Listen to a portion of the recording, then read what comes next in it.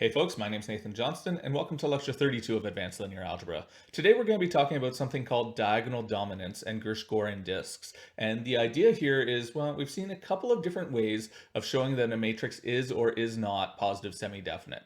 Okay, and what we're going to do in today's class is we're going to develop a new way of showing that a matrix is positive semi-definite or positive definite, but it only works in one direction. If your matrix satisfies this really nice and easy to check property, it's going to show that the matrix is positive semi-definite, but it's not going to work for all positive semi-definite matrices out there. It's just a one-way theorem, okay? So if it satisfies this condition, it's going to be positive semi-definite, but if it doesn't, it tells you diddly squat. It tells you nothing at all. So it's much easier computationally, but at the expense of it doesn't always work. Okay, so to sort of motivate it here and see where we're going to go with this, what we're going to do is we're first going to provide a complete characterization of positive semi-definiteness and positive definiteness for 2 by 2 matrices, okay? And this is just going to follow immediately from Sylvester's criterion, which I'm just going to scroll back up. Remember, this is one of the theorems that we had in the previous lectures. Sylvester's criterion told us that a matrix was positive definite if and only if the determinant of every top left square submatrix was strictly positive. Okay, well, if we apply that to the 2 by 2 case, what do we get? Well, then we find that a 2 by 2 matrix is positive definite if and only if, well, its top left 1 by 1 block has to be strictly positive, so A has to be strictly positive, and the determinant of the whole thing has to be strictly positive. So AD has to be bigger than the magnitude of B squared, okay? So that's all the second condition is here. This is just saying the determinant of the whole matrix has to be strictly positive. Okay, so part B here, this is just exactly Sylvester's criterion. And well, there's also a version of Sylvester's criterion for positive semi-definite matrices, and this is how it works out for positive semi-definiteness in the 2 by 2 case. We need A bigger than or equal to 0, we need the determinant bigger than or equal to 0, but we also need D bigger than or equal to 0.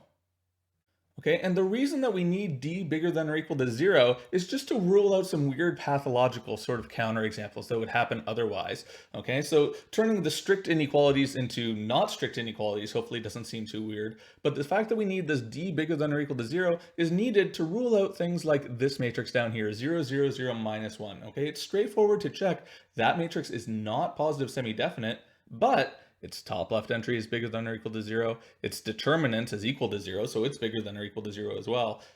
But the problem is its bottom right entry screws things up. So you need this extra check. You also have to check the bottom right entry to get positive semi-definiteness. Okay? All right, so anyway, that's our complete characterization for 2 by 2 matrices, and sort of the idea behind this characterization, roughly what it says is for a matrix to be positive definite or positive semi-definite, you need positive diagonal entries, and you need the off-diagonal entries to be not too big, right? That's sort of what these two conditions over here are saying. The off-diagonal entry needs to be in some sense smaller than the diagonal entries. Okay, and that's roughly the flavor for positive definiteness and positive semi-definiteness, and that's going to be the flavor of the criterion that we develop throughout this lecture. All right, so just very quickly, let's go through one numerical example here where we make use of that theorem that we had up above. All right, so let's use this theorem at the top here to show that this matrix 1 minus 1 minus 1, 1 is positive semi-definite but not positive definite. Okay, so we just compute all of the pieces of the theorem. All right, so A is just the top left entry. Yeah, it's 1. That's strictly positive. Great, we like that. D is the bottom right entry. Also 1, also strictly positive. And finally, we just have to compare B squared to A times D. Well, B squared is just minus 1 times minus 1. It's just positive 1. Okay, and then A times D is just 1 times 1. That's also 1. Okay, so yeah, B squared, absolute value of B squared is less than or equal to AD. Great, we like that. So A is positive semi-definite. It satisfies all of these inequalities in part A of the theorem here. Okay, but if you go to part B of the theorem, it does not work. It's not positive definite because even though these first two inequalities are strict, this last one is not, right? It's equality. It's not a strict inequality. You have 1, is that less than 1? No, it's equal to 1. Okay, so it's not positive definite. Okay, so now we're going to sort of seemingly take a detour away from positive semi-definiteness and positive definiteness for a little bit to talk about something new. But the reason that we're talking about this new thing is it's going to lead us to a nice new way of checking positive semi-definiteness. Okay, so here's something called the Gershgorin disk theorem. And what it is it's a very simple and very computationally easy method of getting bounds on the eigenvalues of a matrix. Not computing the eigenvalues exactly, but just being able to see, oh yeah, the eigenvalues, they're somewhere within this region of the complex plane. All right, so here's the setup. Suppose you've got some square complex matrix, so it has eigenvalues. What we're going to do is we're going to define two things first, okay? So we're going to define Ri to be the sum of the absolute values of all of the off-diagonal entries in the ith row, okay? So that's all I'm doing here. When I'm summing up absolute value of aij, except with j not equal to I, what that means is I'm fixing myself in the ith row of the matrix, and I'm adding up all the absolute values in that row except for the diagonal entry. I ignore the diagonal entry. Okay, and then the next thing that I define is this is a disk. This is a circle with its interior. Okay, and it's the disk centered at aii, so the diagonal entry in the ith row, and its radius is this ri that I just computed. So it's centered at the diagonal entry, and its radius is the sum of the absolute values of the other entries in that row. Okay, then what the theorem says is that every single eigenvalue of your matrix, it's in at least one of these disks. And we call these disks the Gershgorin disks. Okay, that's why it's the Gershgorin disk theorem. Okay, so it's a bit of a mouthful, but it's actually really easy to use computationally. So let's do an example here to see how we actually use this theorem to get bounds on the eigenvalues of a matrix. All right, so here's some ugly 3x3 matrix, and suppose we want to know at least roughly where its eigenvalues are in the complex plane.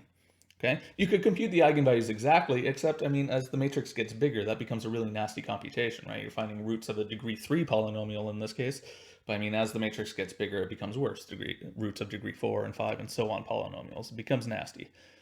Okay, so what we can do to get bounds on the eigenvalues is, well, we just compute these ri's to start. Okay, so R1, R2, and R3. Okay, so R1, you're looking in the first row. Okay, and you're adding up the absolute values of all of the off-diagonal entries in the first row. So absolute value of 1 plus absolute value of I. Okay, so that's what we've written here, and it's just, well, that's 1, add them up, you get 2. Okay, next we compute R2, radius 2. Okay, so I'm looking in the second row, I'm adding up the absolute values of all the off-diagonal entries. So absolute value of 0 plus absolute value of 1 plus I. Well, absolute value of 0 is just 0. Absolute value of 1 plus I, if you draw where 1 plus I is in the complex plane, it's a distance of root 2 away from the origin. Okay, so the absolute value of this guy here is root 2. All right, and then radius 3, R3, you're looking in the third row of your matrix now. So again, ignore the diagonal entry, you're only adding up the absolute values of these two off-diagonal entries. Okay, so absolute value of minus I, absolute value of 2, add them up, you just get 3 at the end of the day. Okay, so those are my radii, and now, based on those, I can draw the Gershgorin disks. Okay, so here they are, and I apologize, it's a bit all at once. Let's focus on this blue one down at the bottom right first. Okay, that comes from the first row. That's the first Gershgorin disk. What it is, okay, your disks are centered at diagonal entries, and these r's that we just computed are their radii. Okay, so for the first one, it's centered at the first diagonal entry, and we use R1 as the radius. So it's centered at the number 3, which is right down here. I mean, it's on the real axis. It's the real number 3, and the radius of the disk is 2. Okay, so it's centered at 3, radius of 2. Okay, the next one coming from the second row, now it's going to be centered at 2 plus I, so it's centered at whatever the diagonal entry is, and its radius is the R2 that we computed. Okay, so now this one is centered at 2 plus I, that's that green dot, that's where 2 plus I is in the complex plane, and its radius is root 2. So that's the disk that I've drawn here. All right, and then the last one comes from row 3. Okay, this one's centered at minus 3 minus I, and that's what I've drawn down here. That's where minus 3 minus I is in the complex plane. And its radius is 3. It's R3. Okay, so that's the disk that I've drawn there. Okay, and the Gershgorin disk theorem, what it says is that every single eigenvalue of A, it has to be contained within these regions that I've drawn here. It's somewhere in this circle, and somewhere in this sort of union of two circles as well. And if we actually plot where the eigenvalues are, if we use computer software to help us compute the eigenvalues, well, these red dots that I've just drawn on there, that's where they actually are. So we can see that, yeah, really they are in those circles, in those disks. Okay, so that's how you use the Gershgorin disk theorem. Let's prove it. And unfortunately, it actually has a reasonably straightforward proof as well. It's not too bad. Okay, so let's go through it. The setup here is we're gonna, start off with some eigenvalue-eigenvector pair. So lambda is an eigenvalue, v is the corresponding eigenvector, and then because eigenvectors, they're all non-zero, we can scale it however we like. And what's going to be convenient for the purposes of this proof, we're going to scale it so that its largest entry in that eigenvector is equal to exactly 1, okay? So there's going to be some entry, call it vi, that's equal to exactly 1, okay? And if we're purposely scaling it so that its largest entry is equal to 1, then every other entry has absolute value less than or equal to 1, okay? So we're going to use these two facts throughout the proof, okay? We're free to scale eigenvectors however we like. Okay, and now I'm going to do something kind of weird. I'm going to compute the ith entry of a times b. That's what this notation means. It's the ith entry of a times b. I'm going to compute it in two different ways. Okay, the first way, the very naive way, is just compute it via definition. If I multiply a times v and use our matrix multiplication formula and then look at what the ith entry is, it's just exactly this. Okay, that's just sort of by definition a matrix multiplication. But I can do it another way as well. I can notice that, hey, a times v, well, v is an eigenvector. So a times v equals lambda v. Okay, and lambda v times I, well, if I look at the ith entry of that, that's just lambda times the ith entry of v itself, right? It doesn't matter if you multiply by a scalar and then look at a particular entry, or look at a particular entry and then multiply by a scalar. So this is just equal to lambda times vi, but wait a second. vi equals 1, right? I scaled v purposely to make that happen. So vi equals 1, so it just goes away. This is just equal to lambda itself.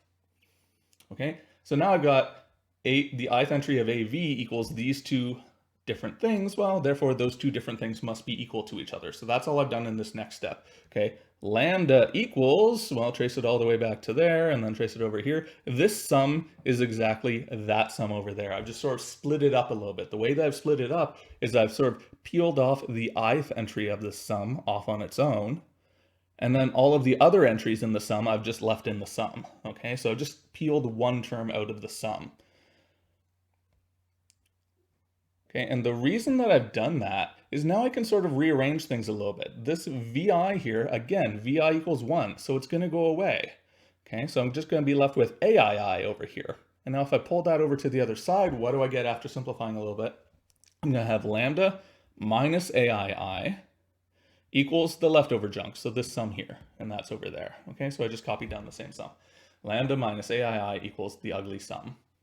Okay, and this now is really close to what we want, because lambda minus aii, if we just take absolute values here, right, all I want to do is I want to show that this in absolute value is small, right? If I'm trying to show that lambda is close to aii, and that's all the Gershgorin disk theorem is, right? I'm trying to show that lambda is in some circle around aii. Okay, I'm trying to show that it's close to aii. So if I can show that this is small, then I'm done. All right, so just stick absolute values on both sides of this equality here. So I get absolute value of left-hand side equals absolute value of right-hand side. And now, well, use the triangle inequality. I have an absolute value of a sum. I can split that up. That's less than or equal to the sum of the absolute values. That's just exactly the triangle inequality. And I've also split it up sort of multiplicatively here. I mean, absolute value of this whole thing is the same as the product of the absolute values. Okay, but the next thing I can do is remember that each vj has absolute value less than or equal to 1. Each of these terms over here on the right is less than or equal to 1. All right, so that's less than or equal to the same sum, just without the vj's. Those are all less than or equal to 1. But now what is this? What is this term over here? Well, let's scroll back up. The sum over j not equal to I, aij. Oh, that looks familiar. We just had that up there, right? This sum that we've ended up with is exactly Ri. It's the radius of the Gershgorin disk. And that's it. That's the end of the proof. What does this say? What have we found here? We found that lambda, the distance between lambda and aii, is less than or equal to Ri. In other words, if you draw a disk around aii of radius Ri, it's going to contain lambda in it. Okay, and that's what the theorem is. That's what the Gershgorin disk theorem says. Okay, so that's the proof, and that's the end. All right, the way to think about the Gershgorin disk theorem is it's an approximation theorem. Okay, sort of in the limiting case, if the radii of the Gershgorin disks are all 0, in other words, if the matrix is diagonal, if all of the off-diagonal entries in the matrix are zeros, then it tells us that, hey, every one of the eigenvalues that's in a disk of radius 0 centered around the diagonal entries. In other words, the eigenvalues are the diagonal entries for diagonal matrices, which we already knew. We learned that as a theorem in a previous course. But the Gershgorin disk theorem says something more. It says, okay, well, great, maybe in that limiting case isn't what you're interested in. Maybe there's some small off-diagonal entries. Well, then the Gershgorin disk theorem says the eigenvalues, they're still going to be close to those diagonal entries as long as the off-diagonal entries aren't too big. So for example, if you have something like this, if you have a matrix that's, almost diagonal but not quite, so it's got diagonal entries 1 and minus 1 plus I, but then it's just got really teeny tiny off-diagonal entries of 0.1 and 0.2, then we know that the eigenvalues, they've got to be close to those diagonal entries of 1 and minus 1 plus I. And the reason for this, if you just draw the Gershgorin disks, well, it's got one Gershgorin disk centered at 1 with a radius of 0.1. That's what I've drawn over here. And that's got another Gershgorin disk centered at minus 1 plus I with a radius of 0.2. That's what I've drawn over here. I know that it's got an eigenvalue in here and it's got an eigenvalue in there. Okay, so near the diagonal entries. Maybe not quite exactly there, but still nearby. Okay, so that's the type of thing that the Gershgorin disk theorem tells us.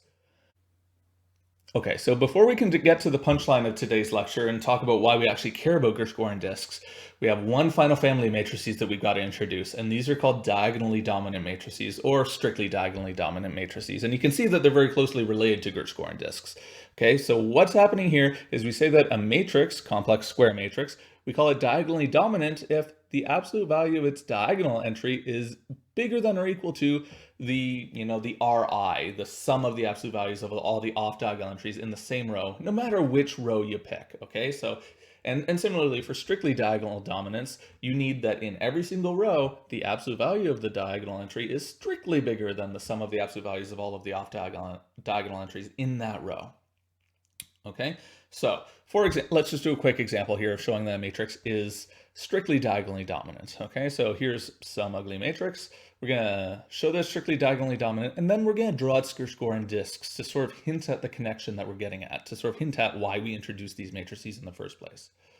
All right, so how do we show that it's strictly diagonally dominant? Just compute the absolute values of the diagonal entries and the sums of the absolute values of the off-diagonal entries in the corresponding row. All right, so first diagonal entry is 2. Sum of off-diagonal entry absolute values is 0 plus 1, which is 1. Great. Okay, first row taken care of. Next row, 3 is my diagonal entry, and that's bigger than the sum of the absolute values of the off-diagonal entries, which is 0 plus 1. So it's bigger than R2, which is 1. Great. Second row is good. Third row, I need to show that 5, the third diagonal entry, is bigger than the sum of the absolute values of these off-diagonal entries. So absolute value of minus I, that's 1. Plus absolute value of 1, that's 1. So overall you get 2. And yeah, 5 is bigger than 2. So great, all 3 rows check out. So our conclusion is that, yeah, A is diagonally dominant. And because actually these inequalities are all strict, it's strictly diagonally dominant. Okay, and we also want to draw its Gershgorin disks, and so here they are, right? I mean, you're just centered at the diagonal entries with these are the radii of the Gershgorin disks. So centered at 2 with radius 1, here we are. Centered at 3 with radius 1, here we are. And centered at 5 with radius 2, well, here it is. All right, and now let's think about this. What does this tell us about that matrix? Well, it tells us that all of our eigenvalues are contained within that region there. But actually, furthermore, like this matrix, it's Hermitian, right? We can just look at it and see that, yeah, I mean, if I take the conjugate transpose of that thing, it doesn't change. So it's a Hermitian matrix. And we know that the eigenvalues of Hermitian matrices are all real. So the eigenvalues, they don't just live within this blob in the complex plane. They actually live right on the real axis. So in particular, they live within this region of the real axis. They live between 1 and 7. Okay, so A is Hermitian, so its eigenvalues are all real, and they live in that closed interval from 1 to 7. Well, what does that tell us in terms of positive semi-definiteness and positive definiteness? Well, in particular, all of the eigenvalues are positive, right? They're all strictly bigger than 0. So this tells us that A is positive definite. Okay, so we were able to conclude that the matrix has to be positive definite just by looking at the Gershgorin disks. Because the Gershgorin disks are all to the right of the imaginary axis, right? They're all on the right half of the complex plane. We know right away that our matrix must be positive definite. Okay, so if you just trace that logic through, really focus on which pieces of information you needed to make that happen, well, the thing that made that happen, the thing that made us able to conclude that it's positive definite, is just exactly strict diagonal dominance. It's this property here because, this measures where the center of the Gershgorin disks are, and this measures the radius. If this radius is smaller than the center, then none of the Gershgorin disks are going to cross over into the left half of the complex plane, so you're not going to have any negative eigenvalues. So you immediately get this theorem here. Suppose that you've got some Hermitian matrix with non-negative diagonal entries. So all of the diagonal entries are on the right half of the complex plane. So, that's sort of taken care of. Well, if it's diagonally dominant, then it's positive semi-definite. None of its Gershgorin disks are going to spill over to the left half. And if it's strictly diagonally dominant, then you know that it's positive definite. They don't even touch the imaginary axis, so you can't have an eigenvalue at 0. All right, so this is great because it's really, really easy to check diagonal dominance. You don't have to find roots of polynomials or anything like that. You're just doing very, very basic algebraic operations. You're just checking, hey, is this number bigger than this number or not? Okay, so it's a very, very easy way to check positive definiteness and positive semi-definiteness. The downside of it is it's only one way, okay? The previous characterizations of positive definiteness and positive semi-definiteness that we did, like Sylvester's criterion and the method based on eigenvalues, those go both ways. They're if and only if theorems. But this one only goes one way, okay? If it's diagonally dominant, it's positive semi-definite. But there are matrices that are positive semi-definite, but not diagonally dominant. For example, okay, here's a 3 by 3 matrix. It's straightforward to compute its eigenvalues. It turns out its eigenvalues are 3, 0, and 0. So yeah, it's positive semi-definite. Its eigenvalues are bigger than or equal to 0. But it is not diagonally dominant, okay? And I mean, that's also straightforward to check, right? Is 1 bigger than 1 plus 1? No, it's not, okay? 1's not bigger than 2, so it's not diagonally dominant. Okay, so the converse of this theorem up here does not hold. Be careful that you're using it in the proper direction. All right, so that will do it for today's class. I will see you soon for lecture 33.